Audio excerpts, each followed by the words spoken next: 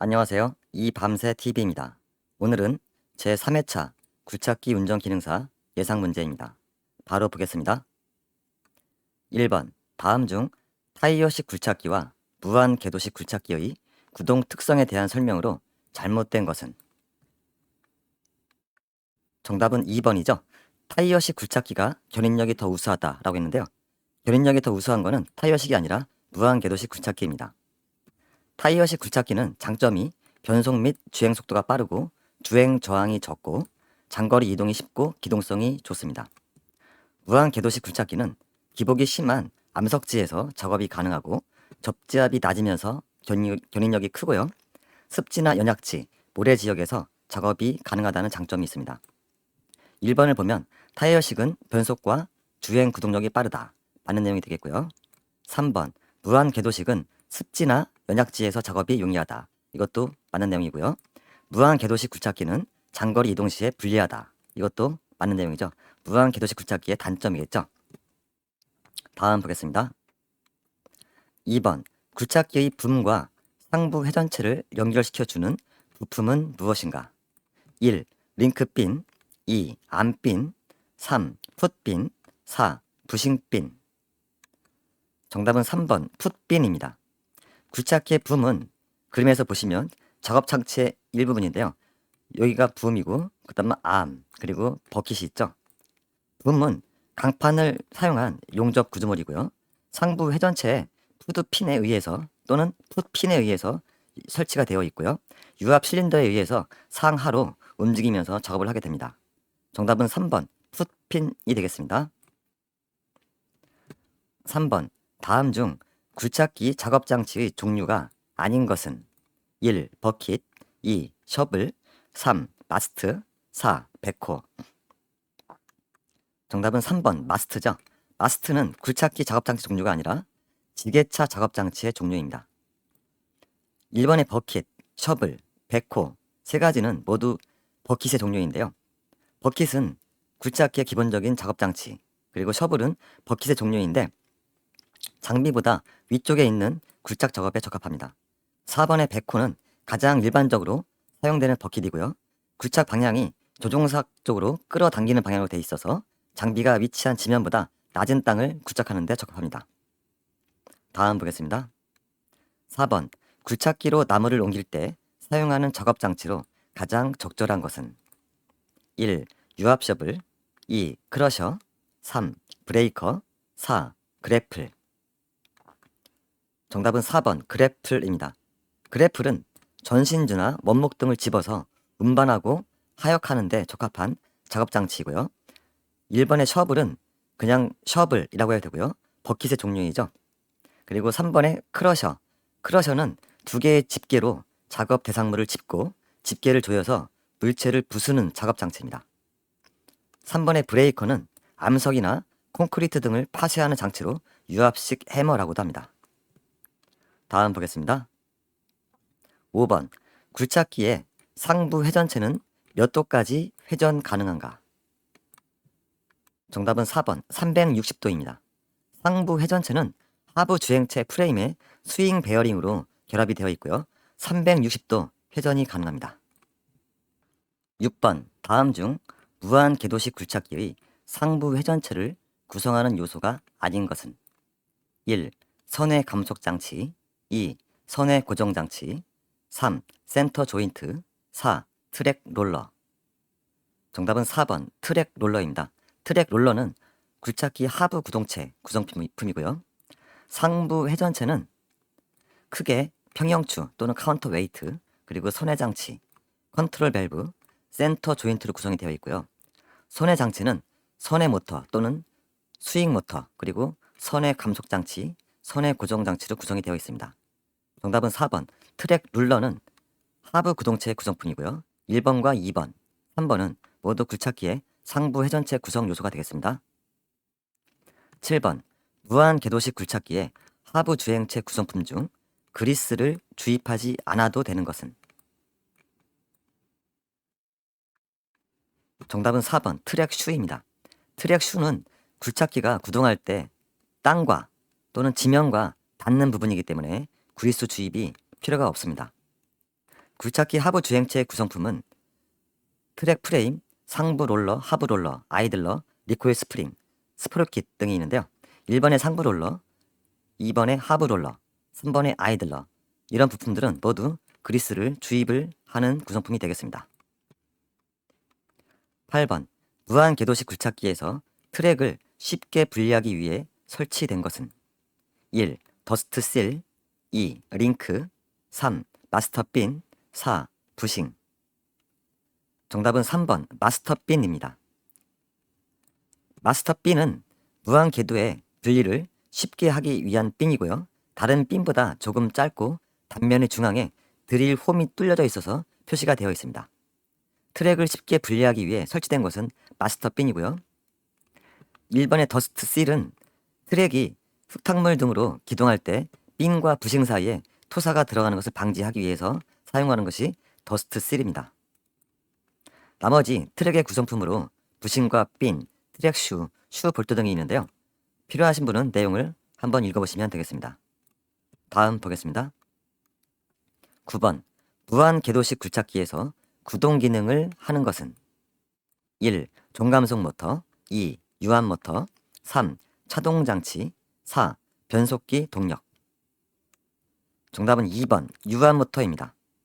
유압 모터는 주행 모터라고 해도 되고요.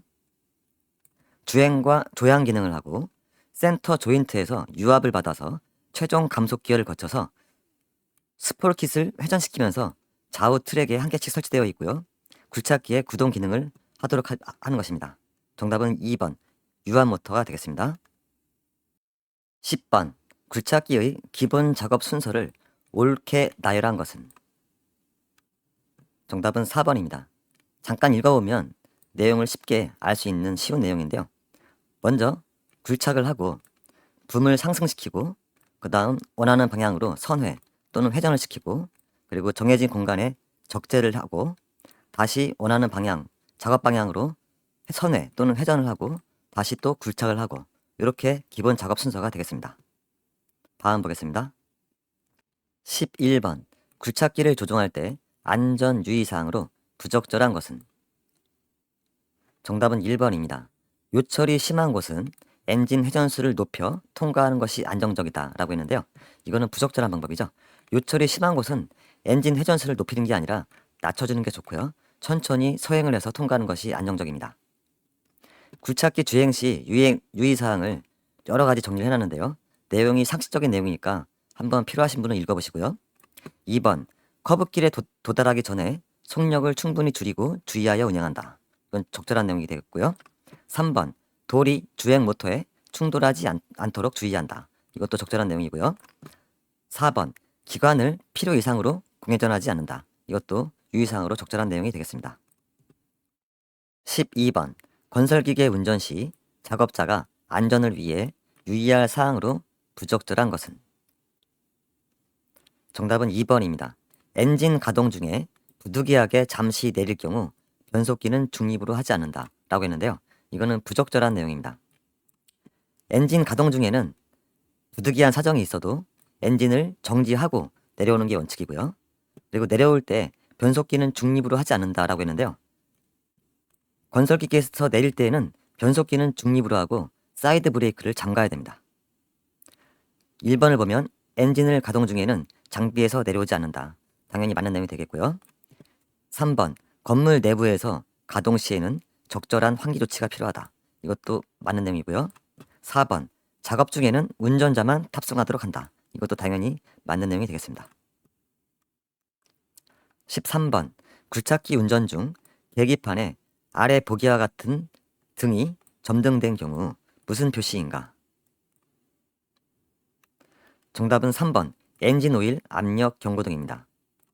동그란 통에 양쪽에 빨간색으로 화살표 표시가 되어 있고요. 가운데 물방울 모양이 있습니다. 이거는 엔진 오일 압력 경고등이고요. 1번의 냉각수 온도 경고등은 병 모양에 끓는 모양이 표시가 되어 있고 온도계가 있습니다. 냉각수 온도 경고등이고요. 2번의 엔진 점검 경고등은 이렇게 가운데 있는 그림이 되겠습니다. 그리고 4번의 연료 부족 경고등은 이렇게 지우고 표시가 되어 있습니다. 빨간색으로 엔진 부족 경고등이 되겠습니다. 14번. 굴착기에 설치된 아워미터에 대한 설명으로 가장 적절한 것은 1. 엔진의 가동 시간을 나타낸다. 2. 장비의 주행거리를 나타낸다. 3. 작동류의 유량을 나타낸다. 4. 윤활유의 과열 여부를 나타낸다. 정답은 1번입니다. 아워미터는 엔진의 가동 시간을 나타냅니다. 아워미터는 시간계이고요. 장비의 작동 시간을 표시해주고 가동 시간에 따라서 예방정비, 부품이나 오일의 교환 시기 등을 점검할 수가 있습니다. 정답은 엔진의 가동 시간을 나타낸다입니다. 15번. 도시가스 배관이 매설된 주위에 H 파일을 설치할 경우 가스 배관과의 최소 수평 이격거리는 정답은 1번 0.3m 이상입니다. 도시가스 배관 작업 때 이격거리 기준이 있는데요.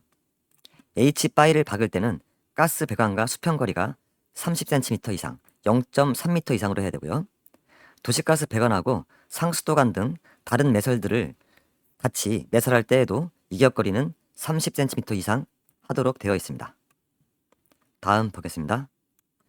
16번. 다음 중 사행정 사이클 엔진에서 폭발 또는 동력 행정 시 밸브는 어느 상태인가? 정답은 3번. 흡기 밸브와 배기 밸브 모두 닫힌다입니다. 우리가 학습을 할 때 정비 기능사 시험이 아니라 운전 기능사 시험이기 때문에 엔진 부분은 자세히 보는 건 가성비가 떨어집니다. 엔진 부분은 간단하게 보고 넘어가겠습니다. 사행정 사이클 엔진은 흡입, 압축, 폭발 또는 동력, 다음 배기 행정 4가지 행정을 해서 1사이클 완성하는 엔진이라고 알고 계시죠? 여기서 밸브가 흡입 밸브와 배기 밸브가 있는데요. 흡입 밸브와 배기 밸브가 모두 닫히는 경우는 폭발 행정과 압축 행정 2가지 경우이고요. 그리고 흡입 행정 때에는 흡입 밸브만 열리고요. 배기 행정 때는 배기 밸브만 열린다. 이렇게 기억을 해두시면 되겠습니다. 17번. 다음 중 사행정 사이클 엔진의 특징이 아닌 것은? 정답은 3번입니다. 블로 바이가 적어 최적 효율이 높고 연료 소비도 많다라고 했는데요. 블로 바이가 적다는 건 맞는 내용이고 최적 효율이 높다는 것도 맞는 내용이고 단 틀린 내용이 연료 소비가 많다라고 했는데 연료 소비가 적다입니다. 사행정 사이클 엔진은 시동이 쉽고 실화, 미점화 발생률이 낮습니다. 각각의 행정이 완전히 구분되어서 동작이 확실합니다. 블로바이는 누출가스라고 하고요. 블로바이가 적어서 최적 효율이 높고 연료 소비가 적다. 특징이고요. 그리고 밸브 기구가 복잡해서 부품 수가 많고 기계 소음이 많이 발생한다. 이거는 이제 단점이 되겠습니다. 1번을 보면 시동이 쉽고 실화 발생률이 낮다. 맞는 내용이고요. 2번 각각의 행정이 완전히 구분되어 동작이 확실하다. 이것도 맞는 내용이고요. 4번 밸브 기구가 복잡하여 부품 수가 많고 기계 소음이 많이 발생한다. 이것도 사행정 사이클 엔진의 특징이 되겠습니다. 18번 엔진의 실린더 벽에서 마멸이 가장 크게 발생하는 부분은 어디인가? 정답은 1번 상사점입니다. 엔진 관련 용어는 좀 어렵게 느껴질 수 있는데요. 자세히 다 읽어보실 필요는 없고 오른쪽에 그림을 보시면 실린더가 이렇게 긴 모양이면 그 안에 피스톤이 있습니다. 피스톤이 위아래로 상하 운동을 하는데요. 문제 지문에서 상사점은 피스톤이 실린더 안에서 위아래로 운동을 할 때 피스톤이 맨 위에 있는 지점의 한계점입니다. 여기를 상사점이라고 하고요.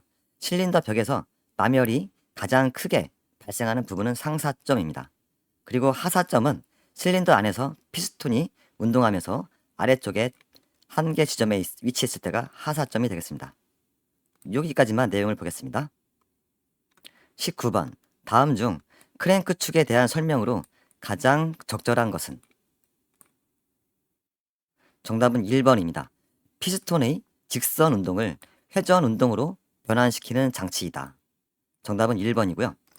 크랭크 축은 폭발 행정에서 얻은 피스톤의 상하 직선 운동을 회전 운동으로 변환시켜서 동력을 발생시키고 발생된 동력을 엔진의 출력축이나 유압 실린더로 전달하는 역할을 합니다.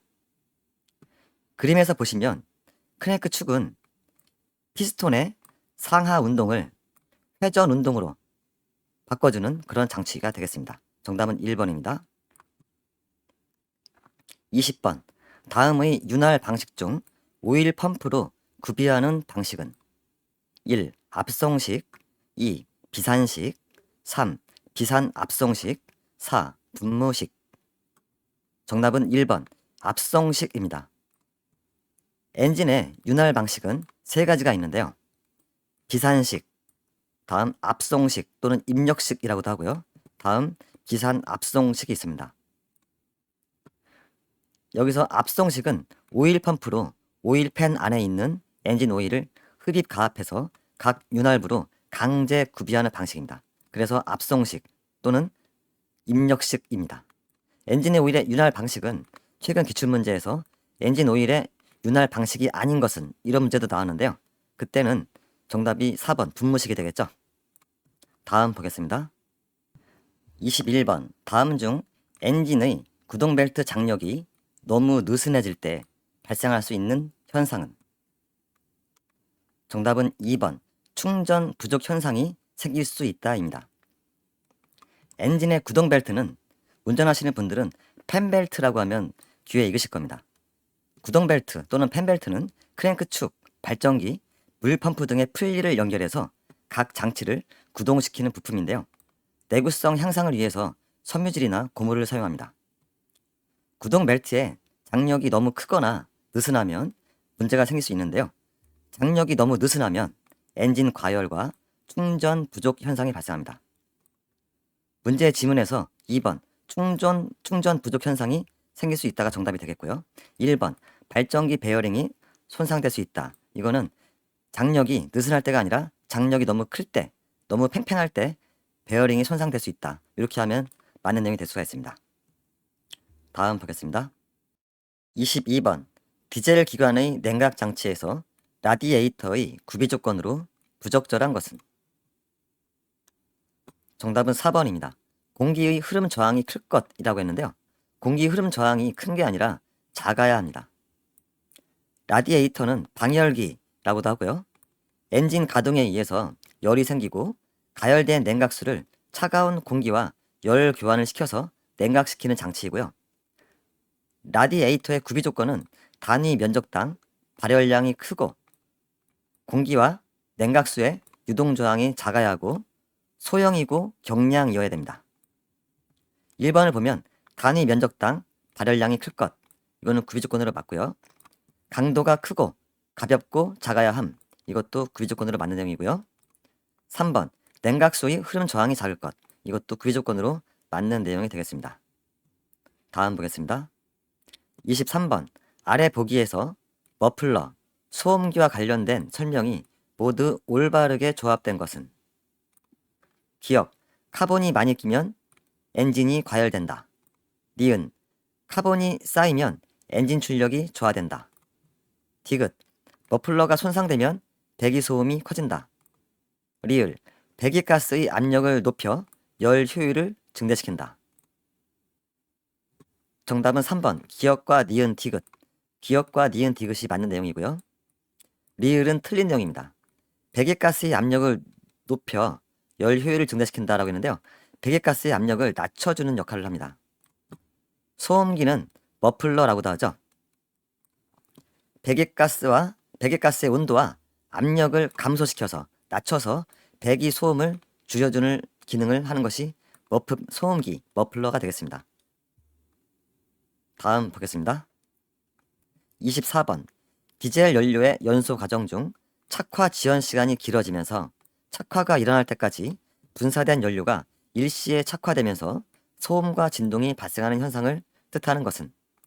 1. 실화 2. 후화 3. 노크 4. 공동 현상. 정답은 3번 노크죠. 앞전 회차에서도 학습을 했는데요. 노크는 디젤 노크라고도 하고요. 실린더 내에서 급격한 압력 상승과 부조로 인해서 소음과 진동이 발생하는 현상입니다. 원인은 여러 가지가 있는데요. 한번 읽어보셔도 좋겠고요. 4번의 공동현상은 캐비테이션 현상이라고도 하고 유압장치에서 나타나는 현상입니다. 국부적인 높은 압력으로 인해서 소음과 진동이 발생하는 현상, 유압장치에서 나타나는 현상은 공동현상 또는 캐비테이션 현상이고요.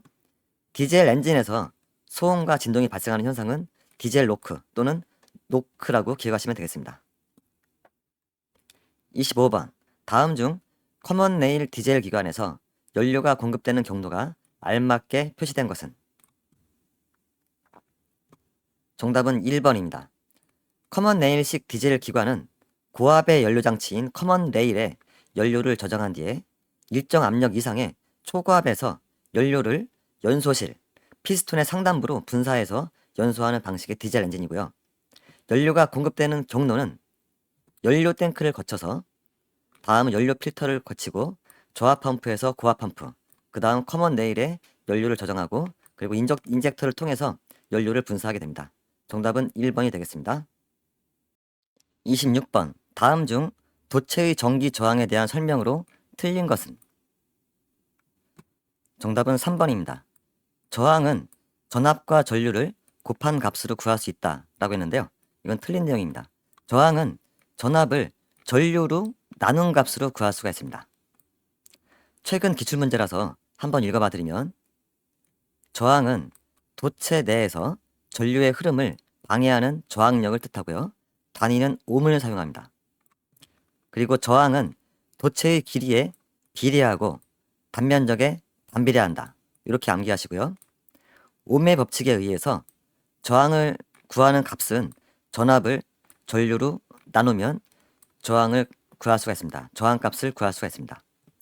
1번을 보면 저항의 단위는 옴을 사용한다. 맞는 내용이고요.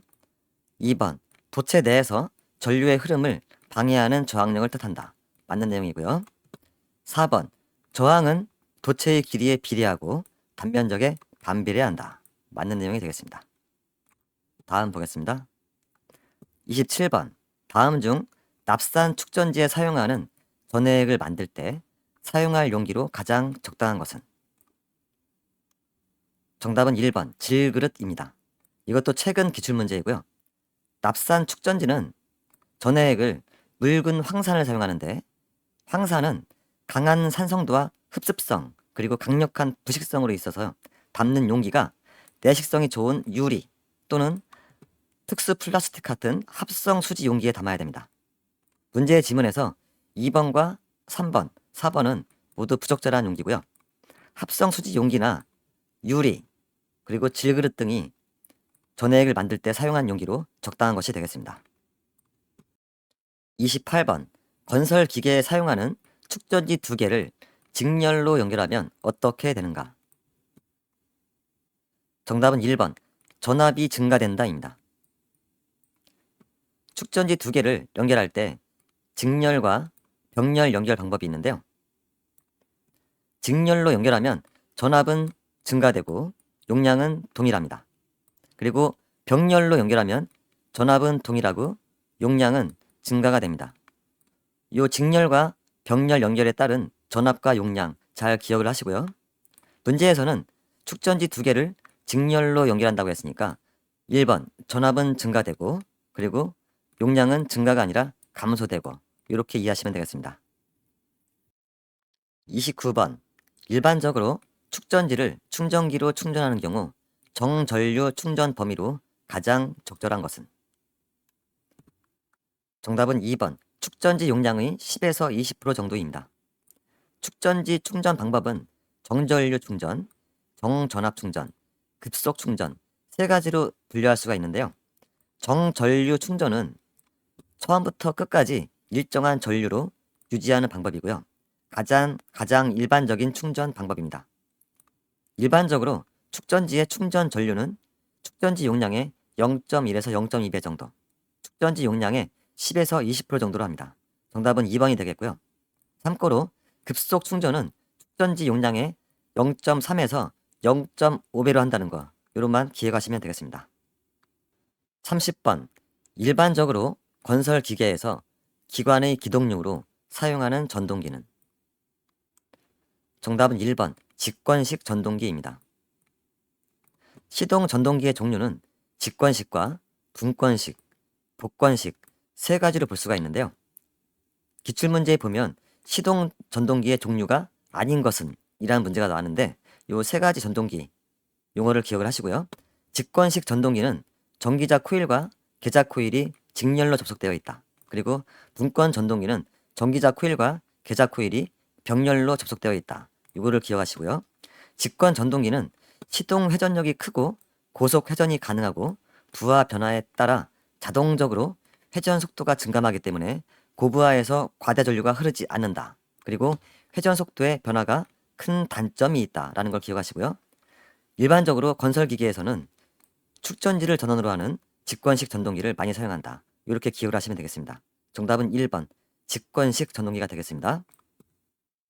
31번 다음 중 클러치의 작동에 대한 설명으로 부적절한 것은? 정답은 4번이고요. 클러치 페달을 떼면 엔진이 정지된다 라고 했는데 엔진이 정지되는 게 아니라 동력이 연결된다 또는 동력 전달 상태가 된다 이렇게 이해하시면 됩니다. 클러치는 엔진과 변속기 사이에서 동력을 연결하거나 차단하는 장치인데요. 그림을 보고 설명을 드리자면 클러치 페달을 밟으면 클러치 판과 플라이 휠이 분리가 되면서 동력이 차단됩니다. 반대로 클러치 페달을 떼면 판과 압력판이 밀착이 되면서 동력 전달 상태가 됩니다. 1번을 보면 클러치 페달을 밟으면 클러치 판과 플라이 휠이 분리된다. 맞는 내용이 되겠고요.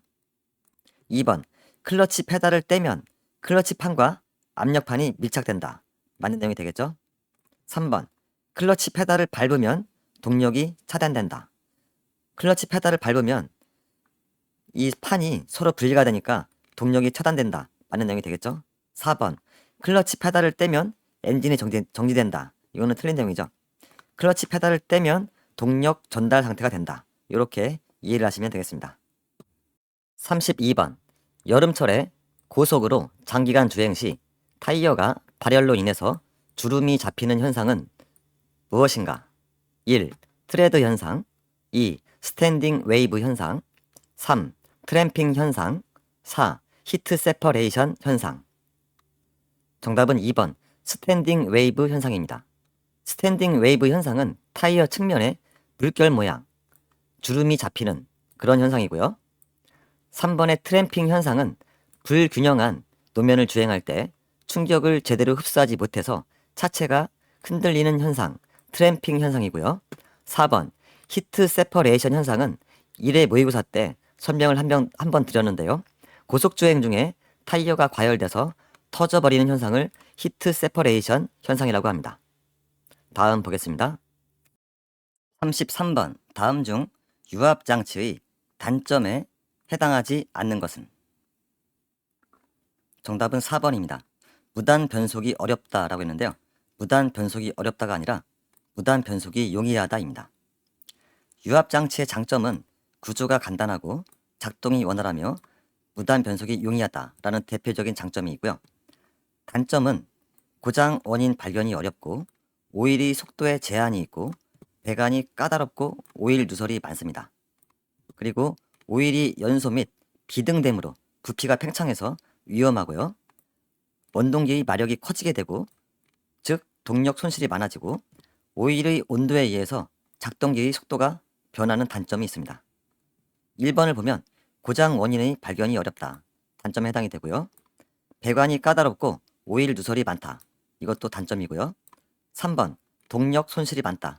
이것도 유압장치의 단점이 되겠습니다. 34번 유압장치의 유압류가 과열되는 원인으로 보기 어려운 것은? 정답은 4번입니다. 유압 유량이 과다한 경우라고 했는데요. 유량이 과다한 경우가 아니라 유량이 낮은 경우입니다. 유압류의 과열 원인은 여러 가지가 있는데요. 유압류의 점도가 높을 때, 유압류가 부족할 때, 유압 회로대에 필터가 막혔을 때, 릴리프 밸브가 닫힌 상태에서 고장일 때, 오일 냉각기에 냉각빈이 오손되었을 때입니다. 1번을 보면 릴리프 밸브가 닫힌 채로 고장난 경우 유압류가 과열되는 원인이고요. 2번 오일 냉각기의 냉각빈이 오손된 경우 맞는 내용이 되겠고요. 오일 누설이 발생하는 경우 이것도 과열 원인으로 볼 수가 있겠습니다. 35번 유압장치에서 작동료의 점도가 너무 낮을 때 발생되는 현상으로 틀린 것은? 정답은 3번입니다. 시동시 저항 증가라고 했는데요. 시동시에 저항이 증가하는 경우는 유압류의 점도가 너무 높을 때입니다. 작동료 선택에 있어서 점도 지수가 중요한 내용인데요. 점도가 너무 낮으면 오일의 내부 외부 누설이 증가하고 유압 펌프하고 유압 모터의 용적 효율이 저하하고 유압 감소로 인해서 압력 유지가 곤란하고 윤활성 저하로 운동 부분 만무가 증가하고요. 회로 압력 저하로 인해서 정확한 작동이 불가능하게 됩니다. 1번을 보면 펌프의 효율 저하, 이거는 작동류의 점도가 낮을 때 발생하는 현상이고요. 2번 오일 내외부 누설 증가, 이것도 점도가 너무 낮을 때 나타나는 현상이고요. 작동 부분의 마모 증가, 이것도 작동류의 점도가 낮을 때 발생하는 현상이 되겠습니다. 36번 다음 중 유압장치의 기본적인 구성 요소가 아닌 것은? 1. 유압 발생장치 2. 유압 제어장치 3. 유압 순환장치 4. 유압 구동장치. 정답은 4번 유압 순환장치입니다. 유압 순환장치는 기본적인 구성 요소가 아니고요. 유압장치는 크게 세 가지로 분류할 수가 있는데요. 엔진이나 유압 펌프 같은 유압 발생장치, 제어 밸브 같은 유압 제어 장치, 유압 모터나 유압 실린더 같은 유압 구동 장치 세 가지로 구성이 되어 있습니다. 다음 보겠습니다. 37번 다음 중 건설 기계에 사용되는 유압 펌프의 종류가 아닌 것은? 1. 기어 펌프 2. 베인 펌프 3. 요동 펌프 4. 플런저 펌프. 정답은 3번 요동 펌프죠. 앞전 문제에서 봤던 내용인데요. 유압 펌프는 기계적 에너지를 이용해서 작동류의 압력과 속도의 유체 에너지를 갖게 해주는 장치입니다. 종류는 1번과 2번, 4번 기어 펌프와 베인 펌프, 플런저 펌프 세 가지가 있습니다. 38번 유압 장치에서 유량 제어 밸브에 대한 설명으로 부적절한 것은? 정답은 4번입니다. 작동류의 흐름이 방향을 제어해준다 라고 했는데요. 방향을 제어해주는 것은 방향 제어 밸브입니다. 방향 제어 밸브이고요. 유압 밸브는 유압 펌프와 유압 작동기 사이에 설치가 되어 있고요. 그 중에 유량 제어 밸브는 유압 실린더의 속도나 유압 모터의 회전수를 제어하기 위해서 사용을 하고요. 그 종류는 교류 밸브, 스톱 밸브, 분류 밸브, 집류 밸브, 체크 밸브 부지, 유량 밸브 등이 있습니다. 1번을 보면 유압 펌프와 유압 작동기 사이에 설치되어 있다. 맞는 내용이고요. 2번 교류 밸브, 분류 밸브, 집류 밸브 등이 있다. 맞는 내용이죠. 3번 유압 작동기의 속도는 유량과 관계가 깊다. 이것도 유량 제어 밸브에 대한 설명이 되겠습니다. 39번 유압 회로의 압력에 의해 유압 액추에이터의 작동 순서를 제어하는 밸브는? 정답은 3번 시퀀스 밸브인데요. 시퀀스 밸브는 압력 제어 밸브의 종류이고요. 유압 회로 내에서 오일의 압력을 일정하게 유지하거나 최고 압력을 제한해서 이의 크기를 결정하는 것이 압력 제어 밸브입니다. 종류는 5가지 정도가 있는데요. 그 중에 시퀀스 밸브, 시퀀스 밸브는 순차 밸브라고도 하는데요. 기출문제에서 보면 용어를 혼용해서 쓰고 있으니까 순차 밸브라는 용어도 잘 기억을 하시고요. 복수의 유압 작동기가 2개 이상의 분기 회로를 갖는 회로에서 각 유압 실린더나 유압 모터 같은 작동기 또는 액추에이터 등의 작동 순서를 회로의 압력을 이용해서 자동으로 제어하는 밸브입니다. 정답은 3번 시퀀스 밸브 또는 순차 밸브가 되겠습니다. 40번 다음 중 유압 에너지의 저장, 충격 흡수 등의 기능을 하는 것은? 정답은 1번 추갑기입니다. 추갑기는 어큐뮬레이터라고도 하고요. 유압류의 압력 에너지를 저장하는 장치 또는 용기라고 이해하시면 되고요. 저장된 에너지는 긴급시에 기상용으로 유압원으로 사용하는 역할을 합니다. 기출문제를 보면 어큐뮬레이터의 기능은 무엇인가? 이렇게 나온 적이 있는데요. 정답은 당연히 유압 에너지 저장 및 충격 흡수죠. 여기서 추갑기라는 용어하고 어큐뮬레이터라는 용어는 서로 혼용해서 사용을 하니까 둘 다 잘 기억하셔야 됩니다. 추갑기는 어큐뮬레이터라고도 하고 유압 에너지의 저장과 충격 흡수 기능을 합니다. 다음 보겠습니다. 41번 유압 장치에서 쇳가루 등 불순물을 제거하기 위해 사용되는 부품으로만 나열된 것은? 정답은 1번 필터, 스트레이너입니다. 유압 장치에서 불순물을 제거하기 위해서 오일 여과기를 사용하는데요. 오일 여과기 부품 중에 필터하고 스트레이너가 있는데요. 필터는 작은 불순물을 걸러주는 역할을 하고 스트레이너는 비교적 큰 불순물을 걸러주는 역할을 합니다. 정답은 2번 필터와 스트레이너가 되겠습니다. 42번 다음 그림이 나타내는 유압 기호는 무엇인가? 정답은 3번 유압 동력원입니다. 진하게 칠해진 삼각형 모양에다가 오른쪽으로 짝대기가 있는 모양 유압 동력원이고요. 1번의 스톱 밸브는 왼쪽 하단에 있는 그림 모양이고요. 그리고 소음기는 가운데 있는 그림 모양이고요. 4번의 공기 유압 변환기는 오른쪽 하단에 있는 모양이 공기 유압 변환기가 되겠습니다. 다음 보겠습니다. 다음 중 현행 건설기계 관리법상 건설기계의 총 종류 수는? 정답은 1번입니다. 총 26종이고요. 특수 건설기계를 포함할 경우 27종입니다. 그냥 암기하시면 되겠습니다. 다음 보겠습니다. 44번 다음 중 건설기계 정비업을 등록한 사업자 외에 정비할 수 있는 행위가 아닌 것은? 정답은 4번입니다. 유압장치의 호스 교환은 건설기계 정비업을 등록한 사업자만 정비할 수 있는 내용이고요. 경미한 정비 행위는 국토교통부령으로 정해서 제외하고 있는데요. 오일의 보충, 에어클리너 엘리먼트 및 필터류의 교환, 배터리나 전구의 교환, 타이어 점검, 정비, 트랙의 장력 조정, 창 유리의 교환 등은 건설기계업을 등록한 사업자 외에도 정비할 수 있는 내용이 되겠고요. 1번 배터리의 교환, 2번 오일의 보충, 3. 제동 등 전구의 교환은 등록하지 않은 사업자도 정비할 수 있는 행위가 되겠습니다. 다음 보겠습니다. 45번 다음 중 건설기계 등록 말소 사유에 해당하지 않는 것은? 정답은 3번입니다. 정기검사를 받지 않은 경우라고 했는데요. 정기검사를 받지 않아서 시도지사가 정기검사 명령을 내렸는데 명령에 따르지 않은 경우에 건설기계 등록 말소 사유에 해당이 됩니다. 이 외에도 여러 가지 사유가 있는데요. 내용은 한번 읽어보시면 좋겠고요. 1번 부정한 방법으로 등록한 경우 말소 사유에 해당이 되고요. 2번 건설기계가 멸실되었을 때 말소 사유에 해당이 되고요. 4번 건설기계의 차대가 등록 시 차대와 다른 때 이것도 말소 사유에 해당이 되겠습니다. 46번 시도지사로부터 등록번호표 제작 등을 할 것을 통지받은 소유자는 통지서를 받은 날로부터 며칠 이내에 등록번호표 제작자에게 제작 신청을 해야 하는가?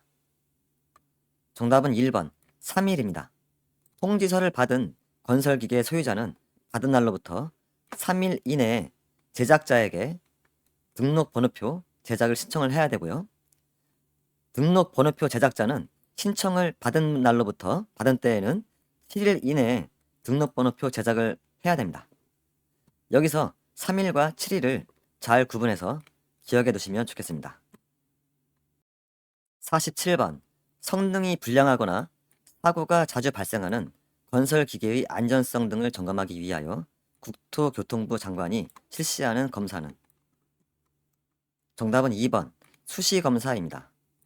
건설기계관리법에 보면 검사의 종류는 신규 등록검사, 정기검사, 구조변경검사, 수시검사가 있고요.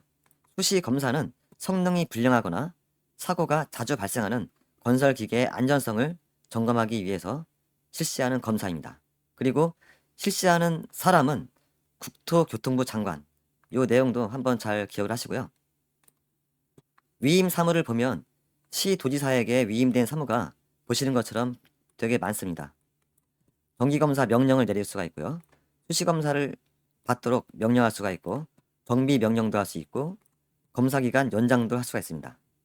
가끔 기출문제 지문에서 보면 행위의 주체가 시도지사인지 국토교통부 장관인지 구분이 필요한 경우가 있습니다. 그래서 이렇게 내용을 많이 넣었으니까 한번 읽어보셔도 되겠습니다. 48번 건설기계의 정기검사 연기 신청을 하였으나 불허 통지를 받은 경우 언제까지 검사 신청을 해야 하는가? 정답은 3번입니다. 검사 신청 기간 만료일로부터 10일 이내에 해야 합니다. 부득이한 사유가 있을 경우에는 건설기계 검사 기간 연장 신청을 할 수가 있는데요. 연장 신청을 받은 시도지사는 신청일로부터 5일 이내에 연장 여부를 결정해서 서면으로 통보를 해야 되고요. 그리고 불허 통지를 받은 자는 불허 통지를 받은 날로부터가 아니라 정기검사 신청 기간 만료일로부터 10일 이내에 검사 신청을 해야 합니다. 정답은 3번. 검사 신청 기간 만료일로부터 10일 이내가 되겠습니다. 49번. 건설기계관리법에 따른 정기 적성 검사에 대한 설명으로 잘못된 것은? 정답은 4번입니다. 정기 적성 검사 연기 신청 사유가 타당하다고 인정될 때에는 2회까지 연기할 수 있다라고 되어 있는데요. 연기할 수는 있는데 2회가 아니라 한 번, 1회까지만 연기할 수가 있습니다. 정답은 4번이고요. 적성 검사에 관한 내용은 정리를 해놓았는데 한번 읽어보셔도 되겠고요. 1번, 정기 적성 검사는 10년마다 받아야 한다. 맞는 내용입니다. 2번, 65세 이상인 사람은 5년마다 정기 적성 검사를 받아야 한다. 맞는 내용이고요. 정기 적성 검사 대상인 사람이 법에서 정한 사유에 해당되면 검사 연기 신청을 할 수 있다. 맞는 내용이 되겠습니다. 50번. 다음 중 다른 차를 앞지르기 할 수 없는 경우에 해당되는 것은? 정답은 4번입니다. 앞차의 좌측에 다른 차가 나란히 가고 있을 때 앞지르기 할 수 없는 경우에 해당이 됩니다. 도로교통법 제22조에 보면 앞지르기 금지 시기와 앞지르기 금지 장소를 구체적으로 명시하고 있는데요. 앞차를 앞지르지 못하는 경우는 이렇게 두 가지가 있는데요. 앞차의 좌측에 다른 차가 앞차와 나란히 가고 있는 경우, 그리고 앞차가 다른 차를 앞지르고 있거나 앞지르려고 하는 경우, 이 두 가지 경우는 법에서 정한 앞지르기 할 수 없는 경우입니다. 정답은 4번. 앞차의 좌측에 다른 차가 나란히 가고 있을 때입니다. 51번. 도로교통법상 정차 및 주차 금지 장소가 아닌 것은? 정답은 2번입니다. 경사로의 정상 부근은 법에서 정차 및 주차 금지 장소로 규정이 되어 있지 않고요. 도로교통법 32조에 관한 내용은 앞전 회차에서 한번 해설해 드렸는데요. 도로 모퉁이로부터 5m 이내인 곳은 정차 및 주차 금지 장소이고요. 3번과 4번 교차로의 가장자리, 건널목의 가장자리도 정차 및 주차가 금지된 장소로 법에서 규정하고 있는 장소가 되겠습니다. 52번 남쪽에서 북쪽 방향으로 진행 중일 때 다음 3방향 도로명 예고 표지에 대한 설명으로 틀린 것은? 정답은 4번입니다.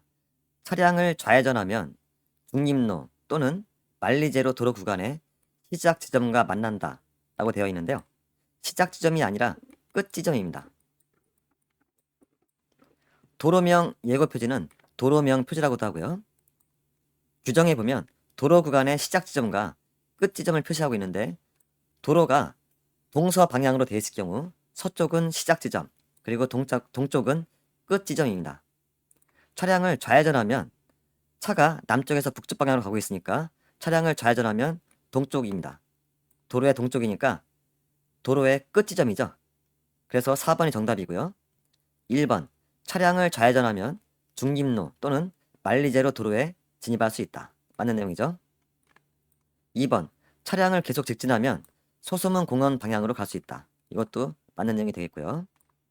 차량을 중립로로 좌회전하면 충정로역 방향으로 갈 수 있다. 이것도 맞는 내용이 되겠습니다. 다음 보겠습니다.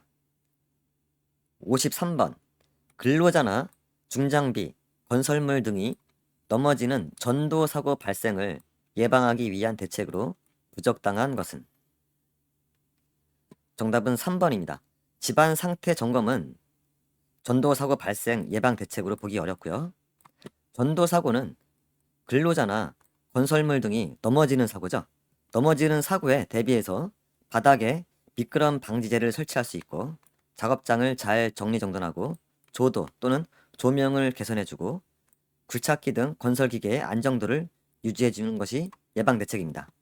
1번과 2번, 4번 바닥에 미끄럼 방지제 설치, 조도 개선, 굴착기 안정도 유지는 모두 전도사고 발생을 예방하기 위한 대책으로 볼 수가 있겠습니다.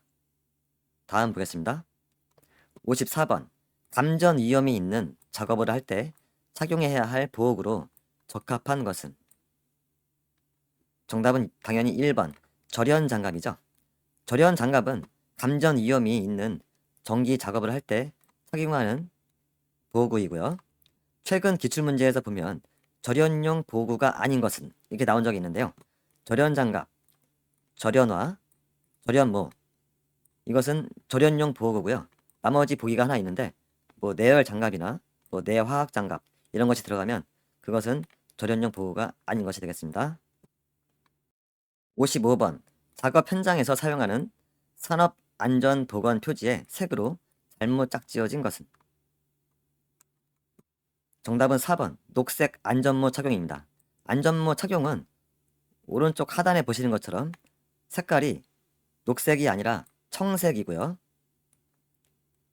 원래는 산업안전보건 표지에 관한 문제는 쉽게 나오는데 이런 식으로 문제가 나오면 꽤 어려울 수가 있습니다.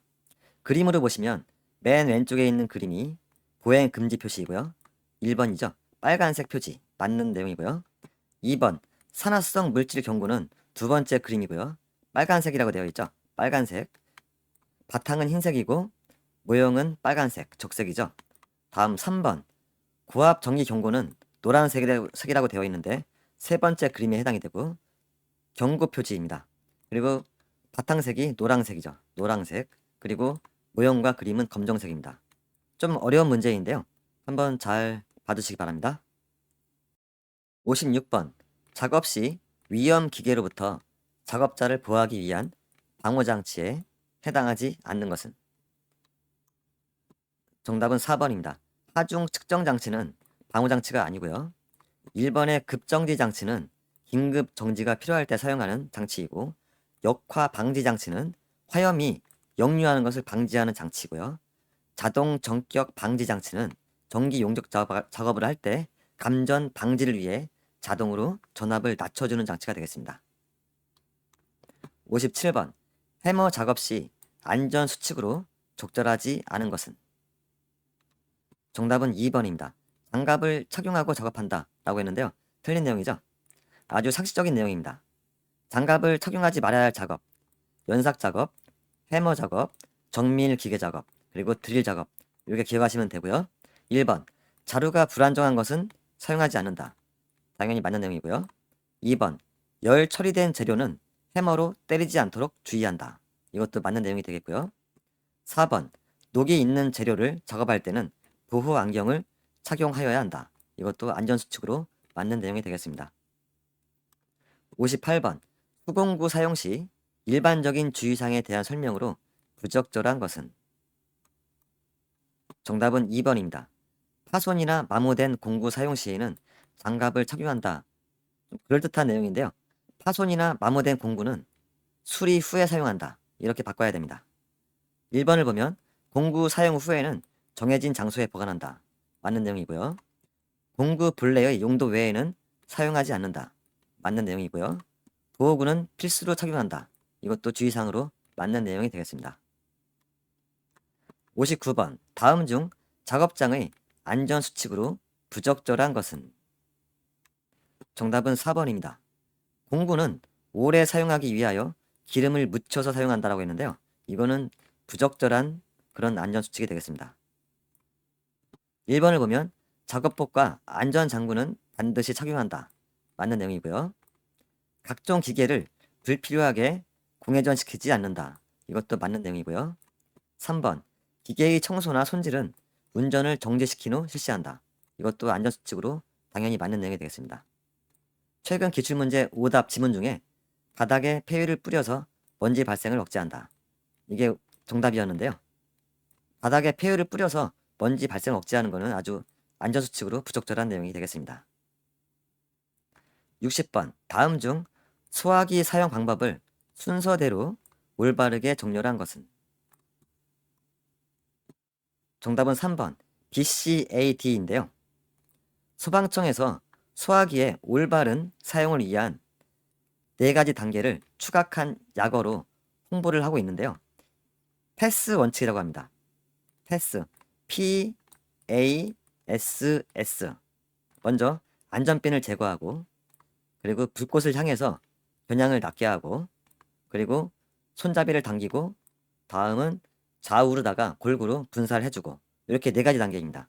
정답은 안전핀을 제거하고, 그리고 노즐을 발화 지점으로 조준을 하고, 다음은 3단계는 레버를 눌러서 일정한 압력으로 눌러주고, 4번째 단계에서는 화염을 전체에 고르게 발사해주고, 이렇게 4단계가 되겠습니다. 여기까지 제3회 최근 기출문제와 예상문제 문제풀이를 했고요. 다음은 4회차 예상문제도 올려드리겠습니다. 감사합니다.